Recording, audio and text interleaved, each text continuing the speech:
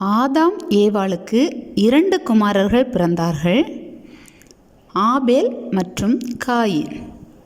ஆபேல் ஆடுகளை மேய்க்கிறவனானான், காயின் நிலத்தை பயிரிடுகிறவனானான். சில நாள் சென்ற பின்பு காயின் நிலத்தின் கனிகளை கர்த்தருக்கு காணிக்கையாக கொண்டு வந்தான். ஆபேலும் தன் மந்தையின் தலையீற்றுகளிலும் அவைகளில் கொழுமையானவைகளிலும் சிலவற்றை கொண்டு வந்தான்.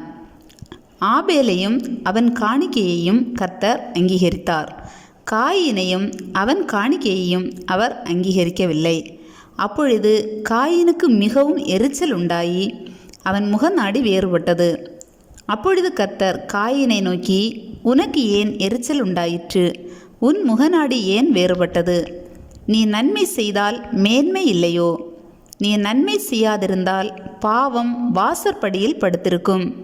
அவன் ஆசை உன்னை பற்றி இருக்கும், நீ அவனை ஆண்டு கொள்ளுவாய் என்றார். காயின் தன் சகோதரனாகிய ஆபேலோடே பேசினான். அவர்கள் வயல்வெளியில் இருக்கும் சமயத்தில் காயின் தன் சகோதரனாகிய ஆபேலுக்கு விரோதமாய் எழும்பி அவனை கொலை செய்தான். கர்த்தர் காயினை நோக்கி, உன் சகோதரனாகிய ஆபேல் எங்கே என்றார். அதற்கு அவன், நான் அறியேன், என் சகோதரனுக்கு நான் காவலாளியோ என்றான். அதற்கு அவர், என்ன செய்தாய்? உன் சகோதரனுடைய இரத்தத்தின் சத்தம் பூமியிலிருந்து என்னை நோக்கி கூப்பிடுகிறது. இப்பொழுது உன் சகோதரனுடைய இரத்தத்தை உன் கையிலே வாங்கி கொள்ள தன் வாயை திறந்த இந்த பூமியில் நீ சபிக்கப்பட்டிருப்பாய்.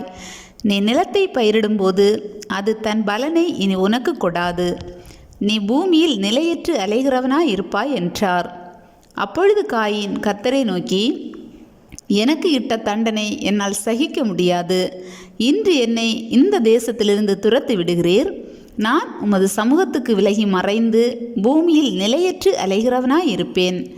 என்னை கண்டுபிடிக்கிறவன் எவனும் என்னை கொன்று போடுவானே என்றான். அப்பொழுது கர்த்தர் அவனை நோக்கி, காயினை கொல்லுகிற எவன் மேலும் 7 பழி சுமரும் என்று சொல்லி, காயினை கண்டுபிடிக்கிறவன் எவனும் அவனை கொன்று போடாதபடிக்கு கர்த்தர் அவன் மேல் ஒரு அடையாளத்தை போட்டார்.